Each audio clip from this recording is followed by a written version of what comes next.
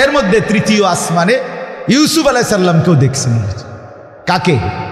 ইউসুফকে। তাফসিরে ইবনে কাসিরের মধ্যে আছে, আল্লাহ নবী সাল্লাল্লাহু আলাইহি সাল্লাম বলেন, তৃতীয় আসমানে আমি ইউসুফকে দেখছি, দেখে ভালো করে চাইছি, চাইয়া দেখি করছে এটা কি, আর খাইছে রে, এটা সুন্দর থাকি, বুঝেন না? আল্লাহ নবী সাল্লাল্লাহু আলাইহি সাল্লাম বলেন, ইউসুফকে ভালোভাবে দেখে আমি বুঝছি আমার আল্লাহ গোটা কায়নাত, আল্লাহর 18,000 মাখলুকাত, বা কম হোক বেশি হোক, যত মাখলুকাত আল্লাহ শুরু থেকে শেষ পর্যন্ত, যাকে আল্লাহ যত সৌন্দর্য দিয়েছেন, ইউসুফকে তার অর্ধেক দিয়েছে। অর্ধেক। গোটা মাখলুকাতের সৌন্দর্য, নারীর সৌন্দর্য, ফুলের সৌন্দর্য, বাগানের সৌন্দর্য, ফলের সৌন্দর্য, নদীর সৌন্দর্য, আকাশের সৌন্দর্য, হ্যাঁ, সূর্যের সৌন্দর্য, চাঁদের সৌন্দর্য, তারকারাজির সৌন্দর্য, সবই তো সুন্দর। আল্লাহর সৃষ্টি সবই তো কি সুন্দর। সব সুন্দরের অর্ধেক সুন্দর, বরাবর মাঝখান দিয়ে কাইটিয়া অর্ধেকটা আল্লাহ বুঝে গেছে ধর। এখন আপনি কল্পনা করেন আসলেই হেবড়া কেমন সুন্দর আছে। সুন্দরের বাপ চাচা দাদা 14 গোষ্ঠী সুন্দর, কেমন সুন্দর ছিলেন তিনি, সুবহানাল্লাহ। হযরত ইউসুফ আলাইহিস সালামকে তার এই সৌন্দর্য দেখে, আপনারা জানেন মিশরের 40 জন নারী, তারা সৌন্দর্য দেখে, চেহারার সৌন্দর্য দেখে তারা তাদের হাতের আঙ্গুল কেটে ফেলছে। এবং পরিষ্কার এই কোরআনে আছে, তারা সরাসরি বলছে ওই মহিলাগুলো যে ওয়াকুলনা হাশা লিল্লাহ মা হাদা বাশারা ইন হাদা ইল্লা মালাকুন কারীম। মহিলাগুলো হাতের আঙ্গুল কাইটা বলছে, আল্লাহর কসম জুলাইখা কি দেখাইলা, দেখাইলা কি, মা হাদা বাশারা, জুলাইখা আরে এ তো মানুষ হইতে পারে না, ইন হাদা ইল্লা মালাকুন কারীম, এ তো কেবল একজন পবিত্র সম্মানিত পুত পবিত্র ফেরেশতা ছাড়া আর কিছু। এতটা পাগল হয়ে গেছে না এই নারী, নিজেদের আঙ্গুল, এরা নিজেরাই সুন্দরী, এরা রাজবংশীয় নারী, সম্ভ্রান্ত আঙ্গাল কাঙ্গালের বেডি না, এরা নিজেরাই উচ্চ পদস্থ মন্ত্রী এবং রাজবংশীয় নারী, তারা সুন্দরী রূপসী, কিন্তু তারা সকলেই এক বাক্যে দেখে বিমোহিত হয়েছে। এখন ইউসুফ আলাইহিস সালামের ঘটনার এই অংশটাই শুধু আমি এখানে বলতে চাচ্ছি, আমার যেটা দরকার।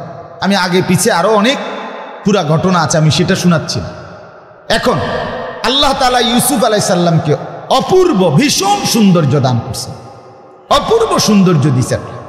এই সীমাহীন সৌন্দর্য, অপূর্ব সৌন্দর্য, এতটা চমৎকার আপাদমস্তকের এই সৌন্দর্য দিয়ে আল্লাহ তাআলা ইউসুফকে সাজিয়েছেন।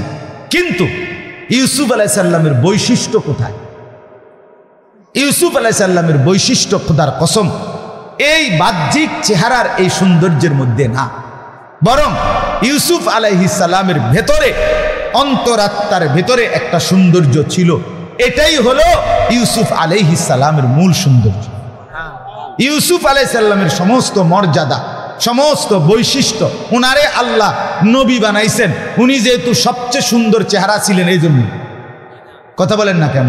উনারে মিশরের বাদশা বানাইছেন এই জন্য, উনি যেহেতু চেহারা খুব সুন্দর ছিলেন এই জন্য, নাকি না?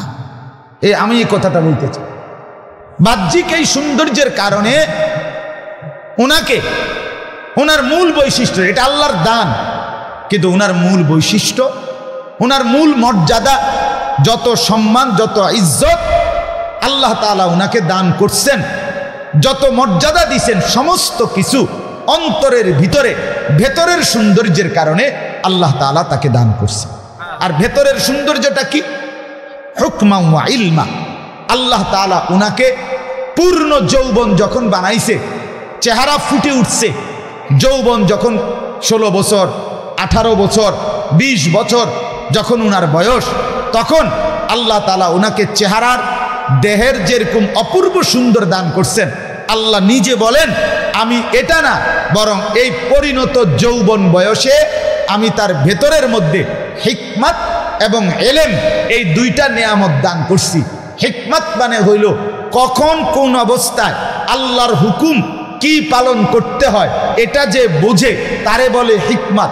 আর এলেম বলে আল্লাহকে চিনা, আল্লাহকে রাজি করা, পরকালকে ঠিক করার জন্য যে পরিমাণ জ্ঞান প্রয়োজন এটা যার ভেতরে সর্বদা থাকে এটাকে বলা হয় এলেম, এটাকে বলা হয় হিকমত। আল্লাহ বলেন যৌবনে আমি তাকে সেটা পরিপূর্ণ দান করেছি। আর এটাই হলো তার মর্যাদা, এটাই হলো তার বৈশিষ্ট্য, এটাই হলো তার সম্মানের মূল কারণ। কোনো মানুষের ইজ্জত, কোনো মানুষের সম্মান তার ভেতরের সৌন্দর্যের কারণ, ভেতরের সৌন্দর্যের কারণ। আপনারা একটা সুন্দর উদাহরণ দিয়ে বুঝবেন। হ্যাঁ, উদাহরণটা হলো এই, ইউসুফ আলাইহিস সালাম ছোট্টবেলায় যখন ওনার ভাইরা 10 জন কূপে ফেলে দিছে ওনারে, তো 3 দিন উনি সময় 3 দিন উনি আপনার কূপের ভিতরে ছিলেন। 3 দিন পরে ওনারে কূপের থেকে এক বণিক দল, বাণিজ্য কাফেলা তারা উঠাইছে, তাকে বালতি ধইরা উনি উঠে গেছেন। আমি সংক্ষেপে বলতেছি। এরপরে যখন বালতিতে উঠাইছে তারা দেখা অবাক হয়ে গেছে, সবাই এই লোকটা চিৎকার দিয়া উঠছে, ইয়া বুশরা হাদা গুলাম, কি সুসংবাদ, এদিকে চমৎকার ফুটফুটে একটা বালক। ওয়া আসররুহু বিদাআ, তারা তাকে বিক্রি করার জন্য গোলাম হিসাবে তাকে তারা আড়াল করে ফেলছে। ইউসুফ আলাইহিস সালামের 10 ভাই যেহেতু এই জঙ্গলের পাশে ওনারা বকরি চড়াইতেন, ওনারা প্রতিদিন খবর রাখছে এখানে আসেনি।